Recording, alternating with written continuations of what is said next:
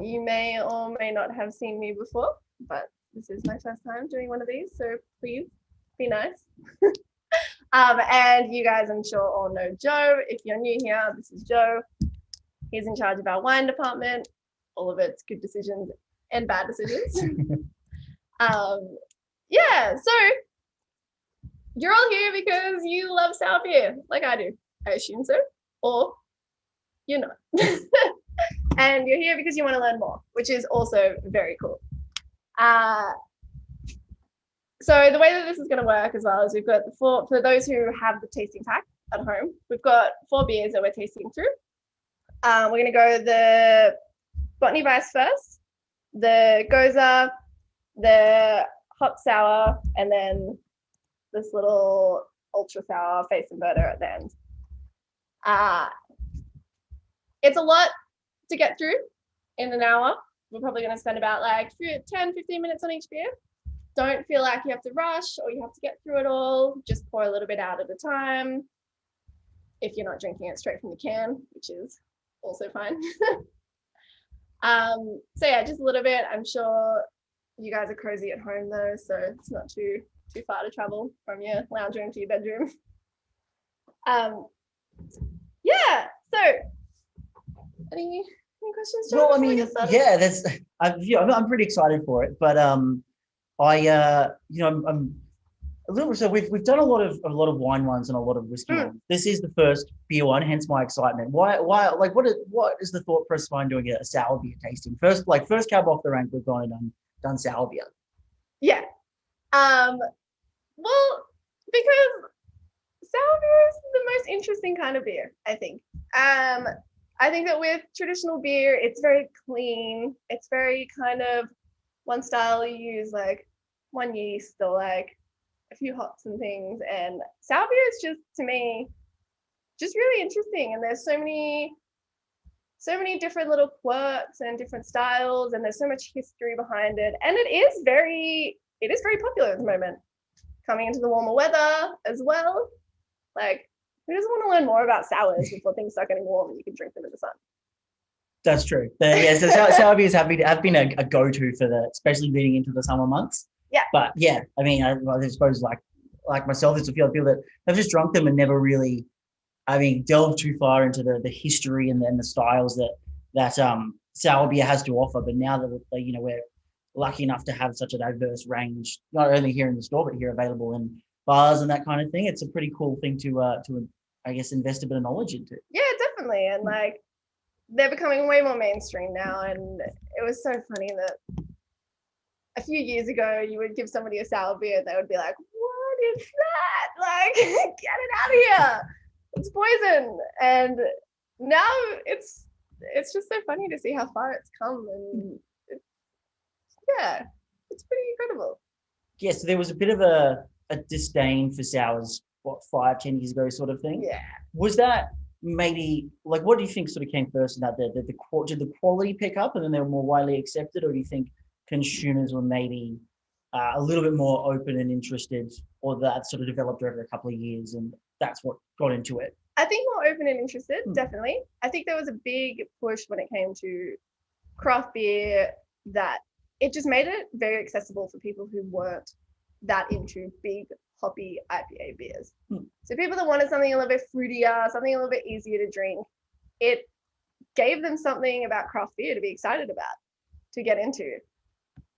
Which, yeah, I mean, like, don't get me wrong, hops are delicious and they're nice, but like sometimes you don't want a mouthful of bitterness.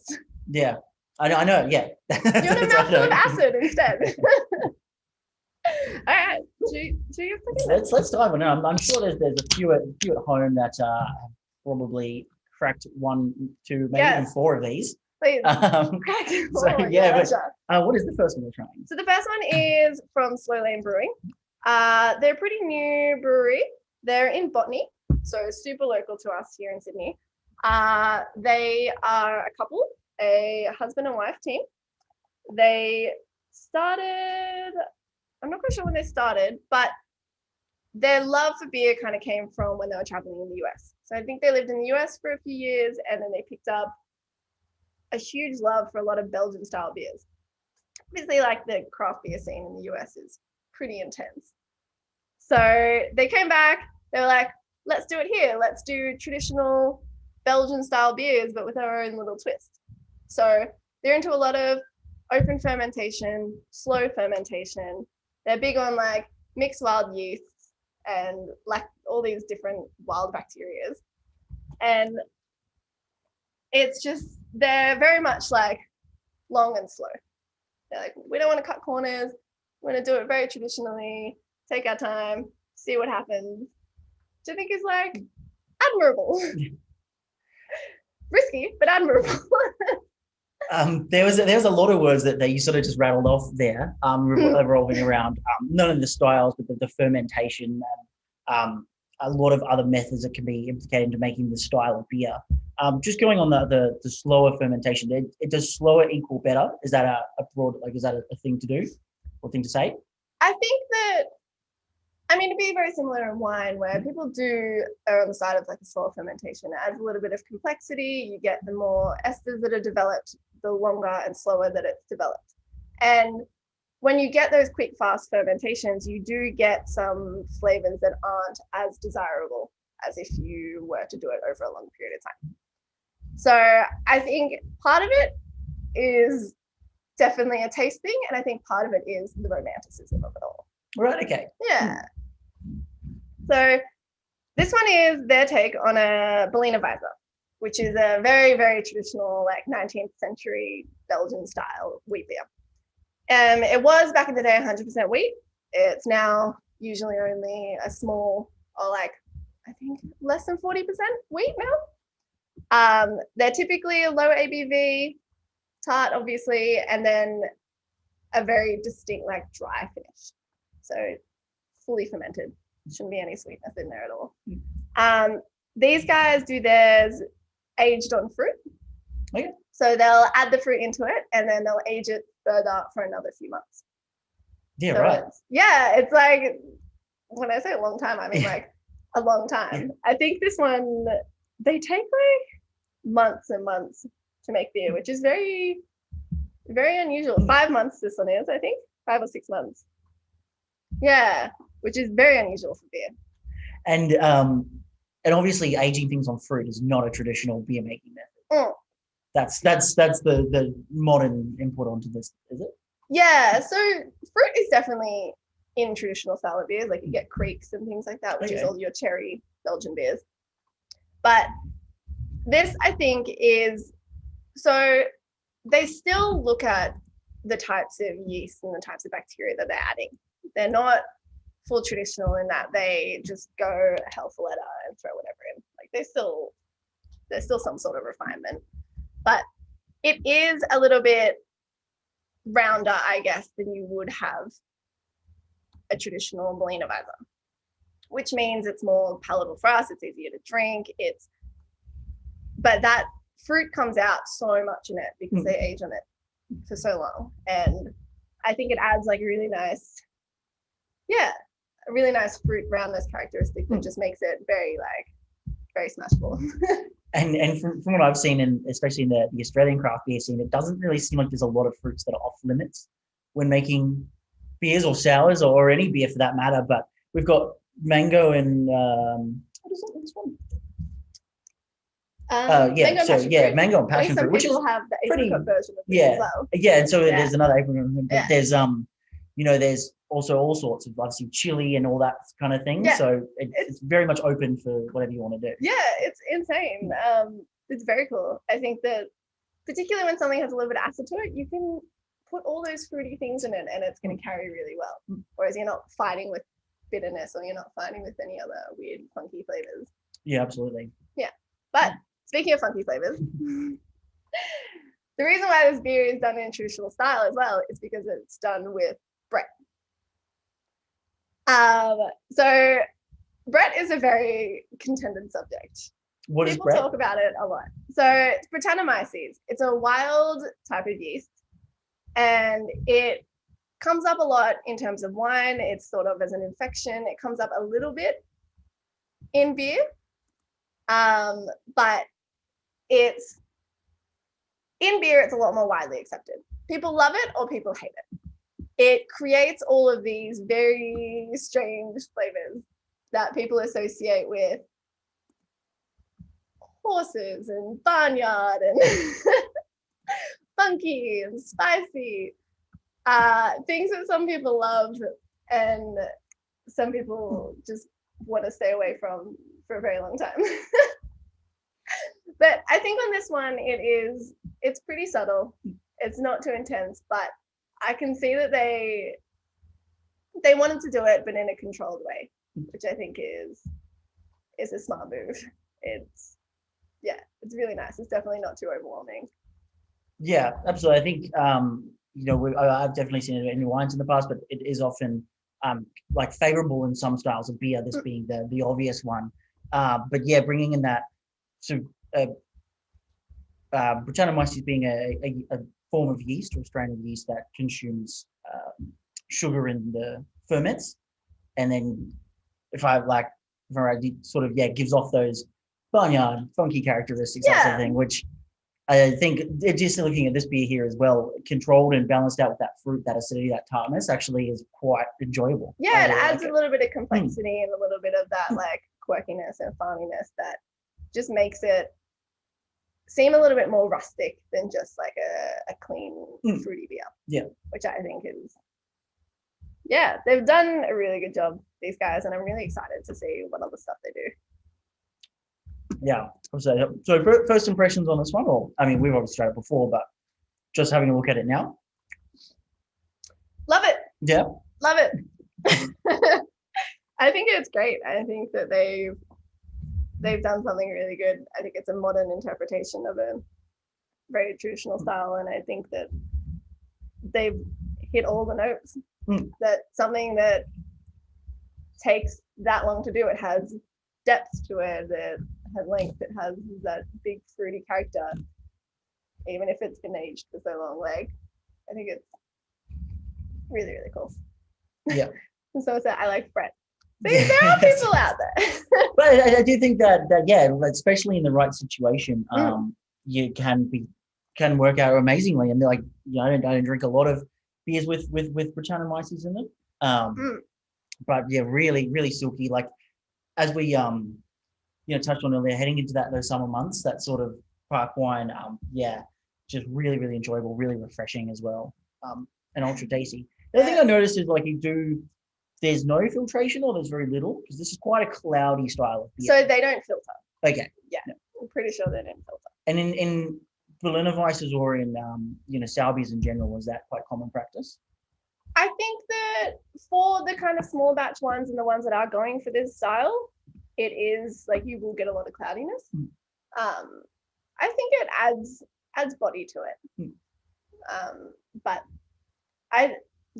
it's definitely becoming more popular. People are enjoying that kind of, I mean, same with the whole natural wine movement. People are enjoying that cloudiness and that body that you get for it. And it looks fun. Like, it looks great. Yeah, absolutely. I think if it's going to add more flavor, more complexity, or benefit the beer or the wine, I'm all for it. That kind of thing. But no, I'm really enjoying this. I feel like that perfect, that softness of the mango and the passion fruit, kind of just playing up front, but also on the palate. It's actually sort of not a massive fruit bomb. Yeah, which we've seen some come out in the past, and just be big sour tart fruit bombs. That's kind of it. Yeah, whereas this is very layered, and I think that's the mixed wild yeasts and the different bacteria that they use. It makes it less one-dimensional and less, because people will just dump a lot of the same strain of lactobacillus in it, and then it'll just be sour very straight down the line, which is like great sometimes as well. But this is just fills all of it. Yeah, which is nice. Yeah, absolutely. I'm into the mango, but not sure about the passion fruit. But a lot of good feedback coming in off this one, on both the Facebook and the Zoom chat there as well. So nice. Definitely recommend hunting down cans of this. Or is there any left? No, it's all gone. No, it's all gone. So if you do get to try it tonight, very special that we do get to drink this, because they do a series of these ones. They're botany vices, and they do a different seasonal fruit each time. So the next one is apricots, and then I don't know what they're going to do after that, but they're, yeah, I love that though. I love the little seasonality of this is the fruit beer we're doing now, this is the next one we're doing, and then that's it. Yeah, awesome. No, I really like it. Yeah. All right. Should we get into a Gosé then? A Gosé. That's how you pronounce it. Okay. I've been too scared to ask, but I've been on it for a while. Yeah. Gosé. That's it. I told you I'd tell you, and I told you. Yeah. So this one's from the US. It's an American beer. From Anderson Valley. They're in California. They have this, I think it's like a 30-year-old brewery. They've been around for a long time. This range is what they're known for. They're like, if you're looking for a really good style of a Gosé, this is where to go. Any of their flavors, I think they do cherry and a few other ones. But so this is their briny melon that we're having here, which is them taking a bunch of melons and putting them in a beer. So more fruit in beer. Watermelons? Watermelon, yeah. Oh, I don't know if it's specifically watermelon. Yeah, looks like sort of watermelon-y type thing. Watermelon color. They've just said melons. Melons. So these guys are a big brewery on a farm. They're actually really sustainable, which is really cool. They, when in the beer making process, they use the leftover water to irrigate their farm. They feed the byproducts to their cows. They use it as fertilizer. They're doing the whole full loop thing, which is great to see. So let's talk about Gosé. We've talked about how to say it. Let's talk about what it is. So Gosé is another older style of beer. So it comes from Germany, this one. The story of the name comes from the town where the beer originated. There's this river running through the town, it was Goslar, Germany. The river running through the town was called Gosé. And when they made the beer, they used the water from the river, which was quite salty. They also used coriander seeds as well, and wheat. And that gave it this really, really distinct, salty, kind of like spiced flavor. And then they named it after the river because that was the main water source. It's where it's getting all its flavor from. Yeah, now people don't really use salt water so much. They'll just use normal water and then they'll add salt into it. It's a little bit more easily controlled. Yeah. But I think the really interesting thing about it all is that it's coriander seeds. They use coriander in all of them, which you wouldn't really expect for a beer. So traditionally as well, this is another one that uses spontaneous fermentation, meaning all of the yeast and the bacteria that fermented come from the air, come from the atmosphere. So another one with a lot of complexity usually to it. These ones tend to be around your 3%, 4% as well. With sour beers, especially like the more traditional styles, they tend to be the lower ABV because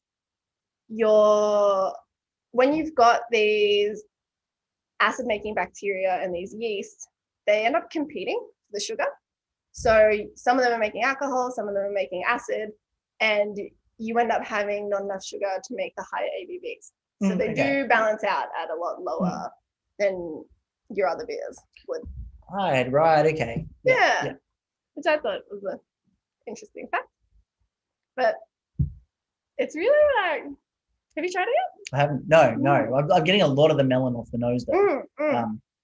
And discernibly, we're not. So the second one is that's not using the Brettanomyces yeast strain intentionally.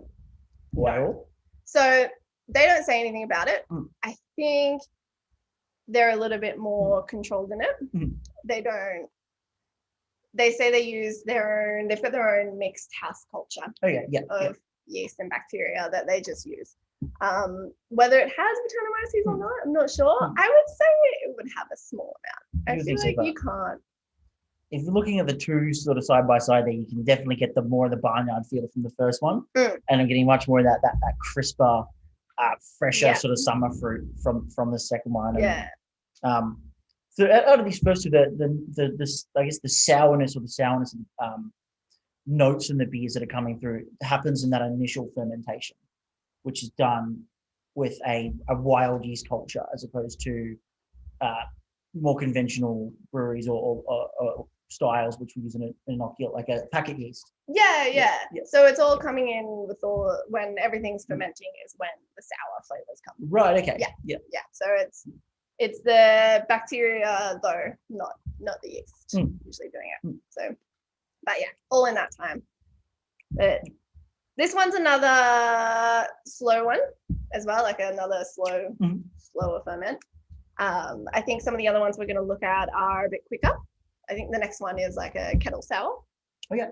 But I love the melon in this. I like the salty. Have you ever had pickled watermelon before? Yeah. This reminds me of it, and it's really cool. I like it. With these styles that we're looking at the Gosé style now, is that you're talking about the salt, the coriander seed as well? Mm-hmm. Is that almost like a protected term for Gosé, and to say you need to have these ingredients in there, being able to call it this, or right. So wow. that is the style. It's salt, water, wheat, I think as well. 40% wheat and then coriander. Wow. It's briny, bitch. What's the talk of sardines and?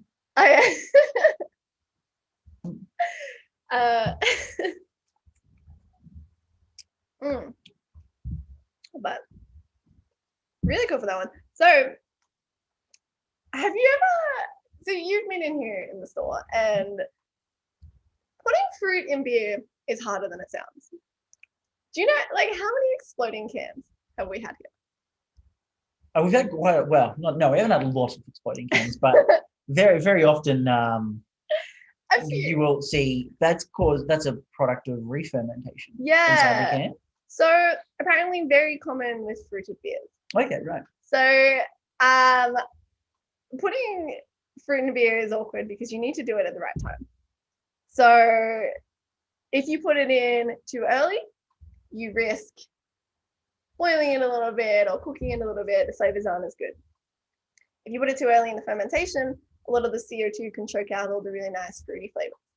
Okay, wow. But then if you put it in at the end of fermentation and then you go to can it, it re-ferments in cans and then you get exploding cans. Because not all the sugar of the fruit has been fermented dry? Yeah. Okay, right, wow. So apparently it's really tricky to get right, and you've got to try to time it for the very last day of fermentation. Okay. So you put it, unless you're doing what these guys did the one before and they age it for another 5 months on the fruit. On the last day of fermentation, where the CO2 isn't as prevalent, you still get the nice fruity flavors, but you let it ferment out before you can it. So I thought that was pretty interesting. I was wondering why we saw so many fruity sours. Yeah, I suppose if there's sugar there and it's going to kick off re-fermentation, cans are not they're not a glass bottle or anything like that. They're quite flimsy. Yeah. So no wonder that they start popping every now and then. Usually the ones that are around for a bit longer though. Like I don't think I've seen any that are fresh off the press exploding. No, perhaps not. But there's definitely a quite a notable difference in the sourness styles of the first two. Obviously, we see that bretty, that sort of sweaty little like touch in there with the mango and the passion fruit, which I thought was super cool, and then the ultra refreshing mango Gosé with that salinity as well. That's kind of very Moorish, very mouth-watering. Very refreshing and clean. It's almost like a little, you've gone for a swim in the ocean or something. Yeah. Because, Test at the end. yes, there will be a test at the end. There will. Yeah. We'll be grading you. What are your initial impressions on this one? So Anderson Valley Goses are a big go-to for me. I think if I see them somewhere, I'll definitely buy them. I think they're always going to be good.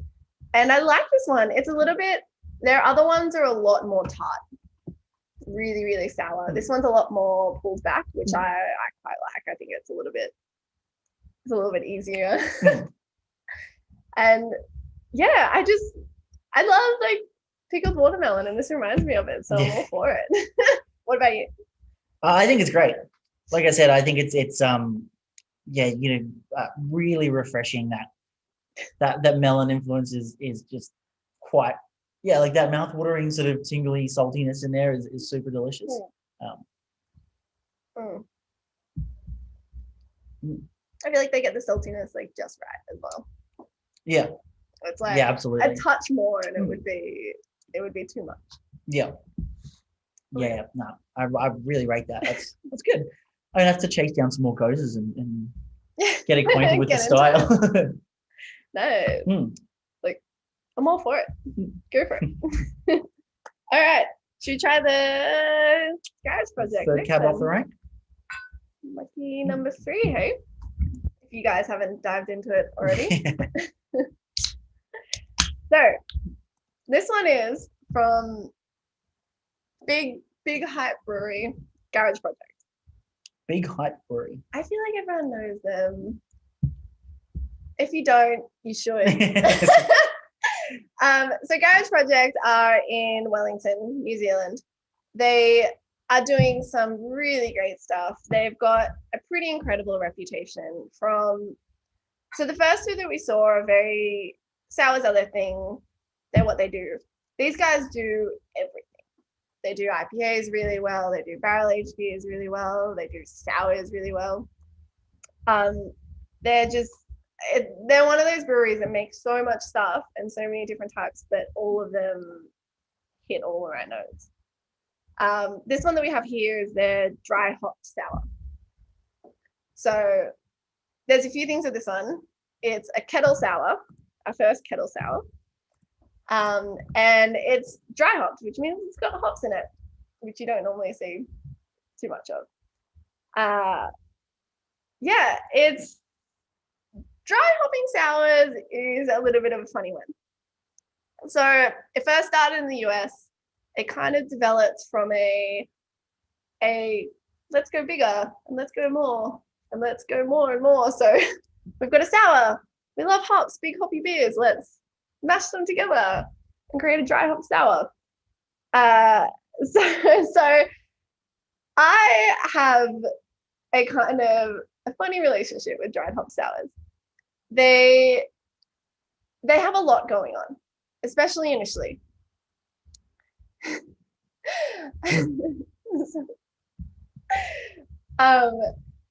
So they tend to pull in a lot of different directions, and I feel like some people love that. People really like the clash and the different things going on. I think done well though, they can be really interesting and really complex. So these are pretty low ABV. I'm sorry. As someone that's quite new to the world of sour beers, what on earth is a dry hop sour? Sorry. Sorry. So dry hopping is when you add the hops at the end, and what it does is it pulls out all of what it's supposed to do is it pulls out all of the fruity flavors from the hops. So hops are the little flowers that make a beer bitter, and they also make all the esters in a beer. Like if you get a pale ale and it smells a little bit tropical or something like that, that's from the hops. Right, okay. Right. So putting hops in this is kind of we've got this thing that we put in beer. It's got all these different flavors to it. Why not add that into it as well? Okay. So the idea is that you've got this nice sour beer with these fruity flavors already, and you're adding these extra flavors on top with the hops. Okay. Yeah. And there's certainly there's a method to the madness in that the thought process is that the hops will, benefit the flavors of the. Because what you said they added at the end, so the beer is a sour beer, and then the hops are added. Right. Yeah. Right. Okay. Yeah, definitely. So I think like that smell that you're getting there, that kind of like tropical, it smells a lot more beery, I guess, if you will, than the other ones we've tried. That is the hops. That's like the thing that we associate with it. Yeah. And so we've gone into a sort of a Brett sour, then it goes up. Does this have sort of like a sour style base that you would they sort of made a Gosé and then hopped it, or made a? So the sour base of this would be, it would just be kind of a kettle sour, which I guess is based a little bit on a Berliner Weiss. I feel like most sour beers that don't say anything are based on a Berliner Weiss. So kettle sours are pretty much a way of really controlling how acidic and how like wild your beer goes. Okay. So the idea is that when you've got all of your things mashed together in the kettle, which is before you boil it, and there's all these different processes. That's when you add all of your lactic bacteria, and you add your yeast and you let it ferment and you create the alcohol. And then what you do after that is when it gets to a certain point, you try it, gets to the sourness you want, you pretty much kill it. So you boil it. Okay. You kill the bacteria, you stop it in its tracks. And that gives you a very put this beer in the kettle. It's worth a shot. Yeah, I guess. Says it on the tin. So it's a very good way of being able to stop things when they need to be stopped. A very controlled way of doing it. It also is a lot quicker. You can get to that sour level quicker because you can just add heaps of the bacteria at once. It can create all the acid really, really quickly, and then you just turn it off. Whereas if you did that in long ferment, you would have to put it in, and then it would eventually get very, very, very sour. So, yeah. Sorry, what does two pant refer to? I don't know. Is it on the can? Don't know. But I think it means that's the measurement. Standard drinks? Yeah. I think? No. Is it a New Zealand thing? It might be. It looks like some sort of product labeling information. So I think that these guys it's not too extreme.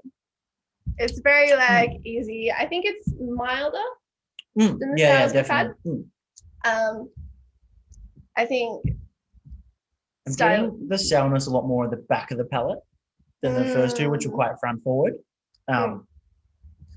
You see this like that sort of really hop forward texture, like first, that like you said, more beer like. Yeah. But I guess that's what I mean when I say it's a little bit more challenging, because it feels like you've got this hop character taking over at the beginning. It's huge on the nose, it's huge on the front palate, and then that sourness just comes like diving through. Yeah. That is awesome. Yeah, but no fruit in this one, which is okay. Right. Yeah, no just fruit. hops. Yeah. I think that's where they're getting their nice fruity characteristic from. And it's really cool.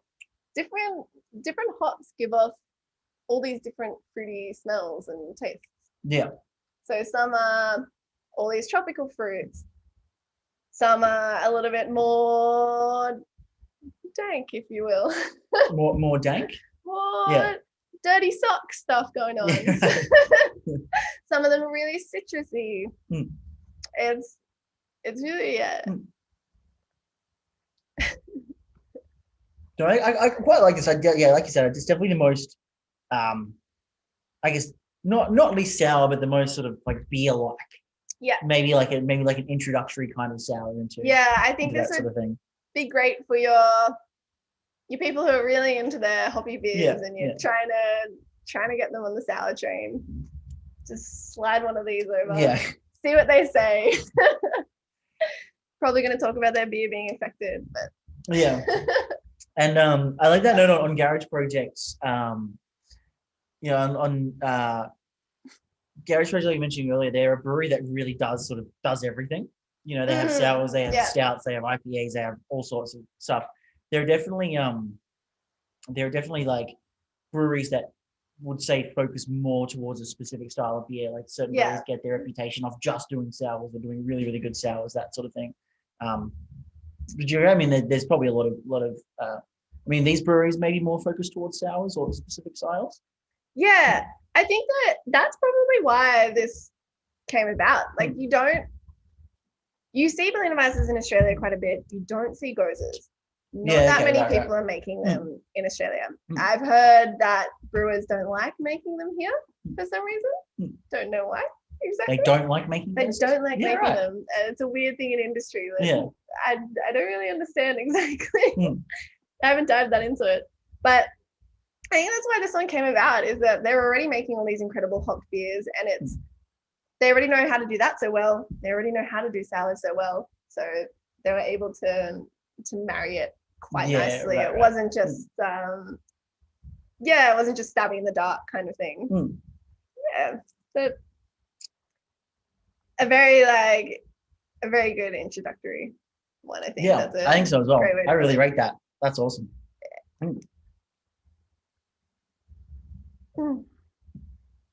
What have we got? I find hoppy beers to be a little legless. They'd get you legless. I think it's a big bitterness is like a very instant thing that you taste, and then it kind of like everything after that tastes a little bit muffled. So it could definitely have some merit. That's tasty. All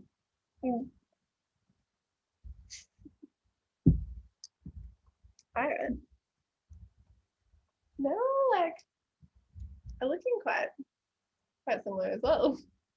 Yeah, well, the Britannia-Weiss's fruit sour is definitely the compared cloudiest. to the crazy. Very cool. All right. Are you ready to Lucky last? To be soured out? Yeah, is this quite a sour beer? Yes.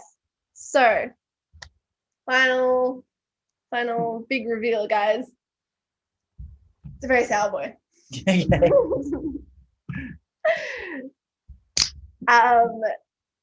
So be talking to the kids, all my shorts go back on. Wow. So this beer is by Little Bang Brewing that are in Adelaide. They're pretty cool. I think that they are. They're doing a lot of experimental stuff, really experimental stuff. And they're these two guys that started it. They were big nerds. They designed video games for a living, and then they decided, we're going to brew beer. So they brew beer now, and are just kind of very out of the box. This one, they were like, let's see how sour we can make a beer. And then let's release it to the people that like sour beer. Okay. So here we are. The suckers support it. I've not tried this one before. I've heard great things about it. I've heard intense things about it. Right, okay. Let's see if it lives up to the hype. It's called Face Inverter. It's called Face Inverter. Right. Yeah. I think it was a little bit, well, it definitely was a bit of an experiment on their part. And they released it first thinking that, how much is this going to go for? How much are people going to go for an intensely sour beer? And then they did a re-release because everybody wanted it so much. So It must have been pretty popular, of course. But And so you said that their mission with this one was basically to come out and try and make a beer as sour as possible, as sour as they could push it. Yeah. How do you go about doing that? Add a lot of bacteria. Okay. Yeah. Right. So that bacteria must need something to eat. Sugar. Right? And so Yeah. is it just constantly keeping up with the natural sugar, or you're forcing up with added sugar as well? So I'm not 100% sure how they've done this one. They haven't spoken a lot about it. They're pretty like, I think a lot of the stuff they do isn't traditional, so they keep like a pretty tight lip on it. So I think this is very much their like little secret blend. Yeah. How to make it as sour as we can. The opposite of thirst quenching. Yeah. It's on the nose though. It's just like smelling a really intense lemon. Yeah. Or lime. Like it's just. There are a few comments on Solo, and you get that sort of lemon squash. Yeah, definitely. Gamers and bacteria seem legit. I mean, it's actually just a can of citric acid. You're right, Tom. I don't like. I really like it. It's like, I think it's really cool. It's bizarre, and I think like when you come out and say, "This is what we're trying to do," you know, you guys asked for it, sort of thing. Yeah. You know what it is. It says it on the can. Yeah. You know, it's like if I walked in and I saw a face inverter on a can and poured it, I would be disappointed with anything less than this. Oh my god, it's sour. Yeah, it's great. It's like instantly drying. Yeah. I don't like. But yeah, so touching on, I mean, like sort of on that production method, but this would have maybe started its life as a Berliner Weiss type thing, and then they've just gone, let's go and so have been. Would you add all the bacteria in one go and all the sugar or that in one go and wait for it to go up, or maybe constantly adding over? I think they probably. I think these guys, considering they just wanted to go as far as they could, they did it all. No, I'd say they probably did it over a period of time because it's that same thing as if you go too hard, too fast, it's not a very nice flavor. So I'd say they would have kept adding and kept tasting it. Like they also do really good beers. They do some really nice, incredible stuff. Like they've done some really experimental things, but they've all been very drinkable and still nice. Like weird, but nice. Yeah, okay. So I don't think they're as blind as they as it says so on the can. They're just like, we do whatever. They're like very smart. They know what they're doing. So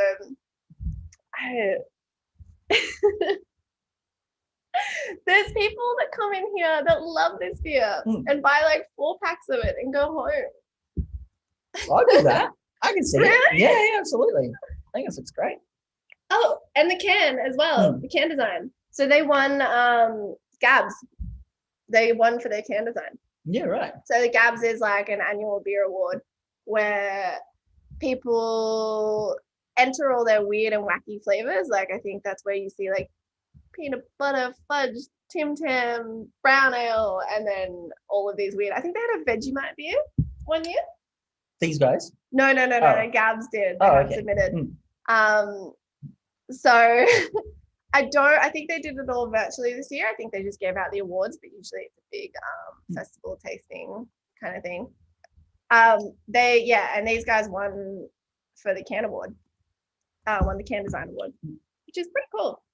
I think the cans always do look very, very nice. No, I really rate it. I'm hosting a Warheads taste test tomorrow if you guys want to join. I'll be there. We have seen Warhead beers come through the shop. Yeah. In the past. Yeah, definitely. Yeah.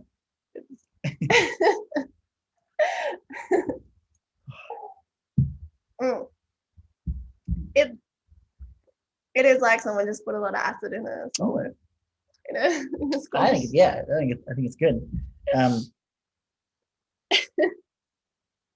But yeah, it's been a pretty interesting progression across the 4 leading up to this one here at the end. Yeah, I tried to do a nice little mix of everything to kind of see what kind of sours are out there and how different they are. because I think they often get just lumped into one category, but they're slowly getting out there. Definitely. I don't know. There's so much like creativity in it all, and people doing all these weird things, that all these different fruits, all these different flavors. We recently had you were talking before, like a chili yuzu, like saltwater beer. Oh yeah. That was like it was that's a from mouthful just to Garage say. Project. Yeah. It was really, really nice. Yeah, definitely. It was odd. Yeah. But I feel like craft beer drinkers like odd. They're very much searching for the. Yeah, there's a lot of really interesting beers that come through, and there's a lot of that kind of maybe don't have four of the same, but have four different ones, or that sort of mixed bag of different craft beers. So. Yeah, it's like. And it's so easy to try like a can of beer versus trying a whole bottle of wine. That's true. Mainly because you can sit at home alone or enjoy in the park. Yeah, enjoy these. Yeah. And just have one. Do we have any favorites out of the bunch? Yours is the last one? I think mine's the last. Mine has to either be the first one or the last one. Oh, actually, which is kind of the opposite as what I probably would have said if you just had gave me these on paper. Yeah, I'd have gone, no, I don't like that. The intensity sour, and I don't want the Britannomyces salad one either. So I'll take the watermelon and the Garage Project. But looking at them now, I'd like you kind of even like and building up to the face inverter was maybe good because I think it can really be a real shock to the palate initially, but it's just like jumping into cold water. I think once you acclimatize your palate to that sort of sourness, it's really, really awesome. Yeah. It's always really funny when I used to work in the bar and we would give people sour beer to try, and you would always have to tell people the first sip is going to be really shocking. Just do that, let it wash over you, and then have the second sip. You'll be able to taste all the fruit, taste all the other stuff. Like you'll adjust. Yeah. I don't know how much people liked having to adjust to a drink though. Yeah, well, it's good. What were your favorites, Maddie? I think definitely number one. I think the Botany Visor. Just such a sucker for it. It had such length and such complexity, and I think that like that's what they get from aging it and giving you a really long, slow fermentation. It's very, very cool, and I'm very excited to see what these guys keep doing in the future. I think they've just released a barrel-aged sour brown ale, which is very cool. I'm very excited for that one. Yeah, awesome. Otherwise, I like the watermelon one. Yeah, I'm into that. I think I really, really like the saltiness and the brininess. Yeah, it's very cool. Chug the rest. I'll just.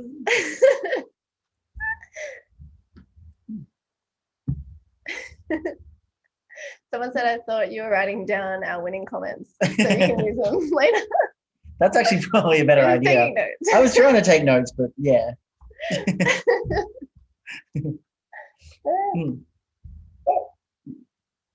So did you learn anything, Joe? I did. Did I teach you anything? I learned a lot despite my poor note taking. But it's definitely sort of inspired me to go and try out a bunch of more sour beers in the future. Nice. Yeah. I'm glad. I'm glad I can inspire somebody. And I think somebody purchased a bunch of tastings for their business as well. So I'm sure they all got forced sour beers upon them. Yeah. So I hope you guys are converts as well.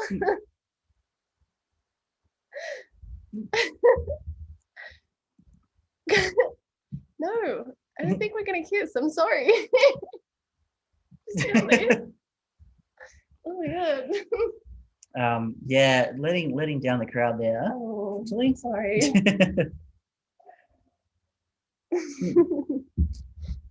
At least we know now. I'm glad I could shoot it down for you guys. Any favorites from the crowd and the selection of beers? Yeah. What's everyone else thinking? One. Nice. Someone else said third or fourth. Yeah, third or fourth. I'm voting electric. Ooh. Yeah, can see interesting. 5 was my favorite. It's always one.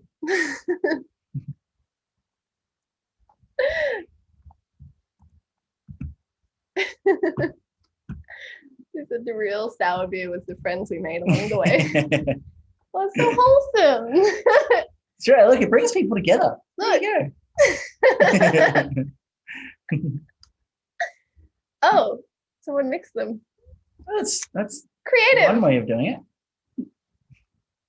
Like all except the last one. Look, I think I the last one was a bit much for me as well. I'll admit it.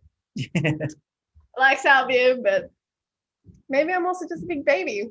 Maybe, yeah. But it was a good sort of like progression of the sourness and the tartness of the different styles, and then looking at it. So no, I liked it. Yeah, nice. I'm glad. Glad I could do something.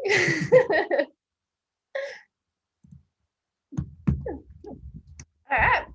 So how's it been going? Should we wrap up? Does anyone have any questions or anything for us, please? Isn't that the company that makes the Christmas hymns? What's that? Christos. Do you know Christos? No. Do you think yellow is gaining momentum in the beer world? Don't know. The color yellow? It's gaining momentum in my world. I do like the color yellow. All beer is kind of yellow, right? Any other beer tasting nights coming up? Not sure, honestly. We've kind of planned this one on a little bit of a whim, and we were like, let's throw a beer tasting at the people. But I mean, it's going pretty well. I feel like we definitely should do another one. I'd love to do a hops beer tasting or something else. Yeah. If you have any ideas, please. Yeah. But I think this was just sours, but looking at all the different styles of beer out there, you could run different tasting almost every night, and still not cover it all. Yeah, and it's the limits are endless. You just definitely can go on and on and on. Every night it is then. Sweet. Same time, same place. I'll be here. As long as you don't get sick of me. BB tasting night. Maybe we should do a BB rushes. That'd be line great. Them all up. Yeah. How will you pick a favorite then? Well, it's like tonight. They're all favorites, really. They're like your children. You can't. So says I'll never get sick of you guys. Oh my god. Too kind. Just you wait. Yeah. I'll be selling my shirt on eBay after. I hadn't thought about it really. How much? Well, I think eBay is that it just keeps going up. Does it? Mm. Are you gonna sell it unwashed? No, I'd probably wash it. Oh, yeah. Is that a thing? You think it'd lose value though? I don't think so. It's kind of faded already. No, I think it's the celebrities to it, right? There you go, $28 starting bid. That's good. That's more than I paid for it. Look, it's already sold. Yeah. Unwashed. Bang, you win. See, yeah. I told you, the people want it. $29.99. We're getting up there. Joe, this will pay your wage for the hour.